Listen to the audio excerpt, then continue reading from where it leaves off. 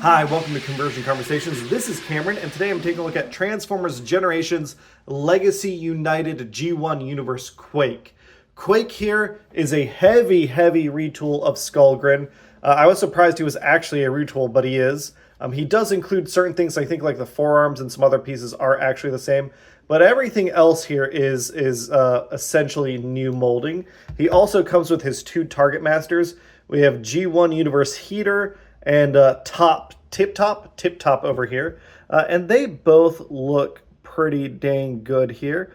Nicely painted, some nice sculpted details. I will say I don't like that we got this style of Targetmaster, which is essentially just a fixed robot. They can go into their gun mode, and that is all they can do. I wish that we kept the old style Targetmasters, even if they would be a little pricier. As guns, again, they both look fine. It is frustrating to me that we don't have any point of interaction with them in their robot mode. There is this kind of slot here that's created. It would have been nice if that interacted with something, but instead the only way you can really interact with him is using the ports that admittedly are on his body and in assorted places. You can stick a gun there. You can stick a gun here. You know, you've got options like that. And they do look pretty good. He is compatible. You can see if you want, a big old cannon blast. Although the effect piece, if it's too big, it's just too heavy. You got to kind of sculpt things down, which is a little unfortunate. I wish maybe this barrel piece, the 3mm section, was extended out to allow for a little more options. You can put pieces obviously on his guns. Those look pretty good. And then you can do, over here. So if you want to get here, we'll just do just the basics if you want him blasting. And it looks pretty good. Other than that, the only real thing that his tank does is this turret can swivel. If you notice the way things are sculpted, it is annoying to me. You can't swivel this just horizontally. It does lift up the barrel, which is, to me, is a point of annoyance. There are some gaps here. There are no casters at the bottom, which is why the police are coming to put Hasbro in jail, because I feel like tanks really do need casters. It is a decent looking tank. The colors are very Quake. The profile looks pretty unique. I think it looks a lot like Quake. If we're comparing it, this is the other deluxe tank we've gotten in the Legacy series. And I think they look, or maybe this was back in Siege, War for Cybertron? I think it was back in War for Cybertron. But here's how they look together, and I think they look pretty good. Quake, aside from his G1 toy, really hasn't gotten a new toy except for a repaint and new head remold from Titan's Return. I don't have that Quake anymore, but I do have Hardhead, which is what he was molded from. So here's how they look together. And obviously very different designs. I do think that the original Quake from Titan's Return did a great job of using the color scheme to make it look a lot like Quake, but this is kind of the Quake mold that we are familiar with. Now, we have, this is a remold, but it's so unique that I think we walk through transformation yet again.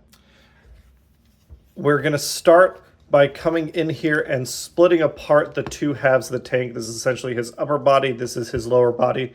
We can then split the legs apart, rotating these at the knees to kind of get the tank sections, the tread sections away from the rest of his leg.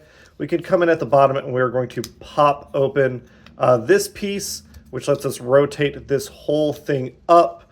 While we do that, we can pop down this piece for his foot and rotate the side of his leg out and out of the way. Then we have our section here. There we go. Get that up and around. We can have this up, and we can close things up to create a nice, tidy little leg. Same thing on this side. We're going to come in. We're going to pop, repeat, flipping this out, rotating this piece in, and rotating this piece down to form a heel, and back of the leg like so. Then up top, we're just going to separate out the arms, shifting this section down on its assembly, moving down our headpiece or back piece to reveal the head, flipping up this barrel to lock it in place, closing our chest, and then flipping out these arms. Pretty simple transformation. Again, very different from what Skullgrin was doing. It's so cool to me that this was a remold. But here is Quake in robot mode, and he looks pretty good. You can kind of see the vague shape of like Skullgrin in here, but I think they did a really good job. Again, we got a bunch of new molded detail. I like how nicely the treads on his lower legs fit together. That looks really good. The blue against the maroon really pops. He's got a little bit of a butterfly joint on his arms, which is awesome. His articulation is pretty good. If we look at that Quake head sculpt, I think it's a pretty good head sculpt. I am a little annoyed that it doesn't really wiggle, it just swivels. But we got 360 on the arm. Again, little butterfly jointage here. I do like the way the armor piece on the shoulder is cut so that it can go actually higher than horizontal. We've got a bicep swivel here. We've got a nice deep arm bend. We don't have wrist swivel, unfortunately. We do have a nice deep leg, but you can see not the most stable thighs or knees, which is really unfortunate. We can kick up so high. We can kick back so high. Thigh swivel, ankle tilt, nice deep knee bend. Quake, I think, looks really good, and the articulation, both at the knee and at the hip, can be fixed with feature floor polish. You can get stuff in there to tighten up those joints. But I think he just looks really clean and svelte, even from the side. I love the way the maroon paint kind of brings his leg all the way up with his gray treads up front.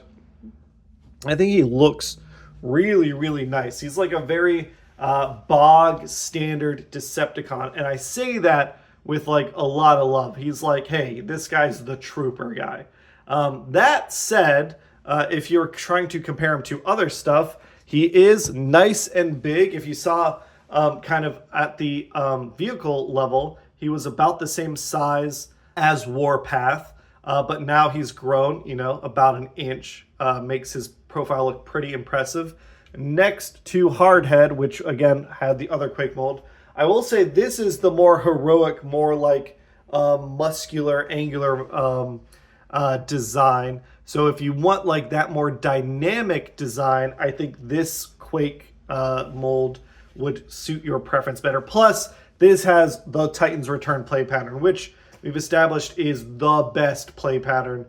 These little guys, the heads, being able to swap these around, that sort of stuff is just so much fun. Giving the vehicles like something to do in vehicle mode with the cities and all that stuff is so good. I would never not recommend a Titan's Return figure. But if you want G1 Quake, this is a really good version of it. I'm very impressed by how much they were able to do with the remolding. This is a pretty easy recommendation. For 25 bucks, you get a really nice, a really solid deluxe. No real complaints here. Quake is pretty great. And that'll be about it for today's video. Check out the last one this week, where we'll be looking at the last of the Legacy United toy line, and then doing some talk about kind of Wave 5 as a whole. Thanks everybody for watching. Catch you on the next one. Bye!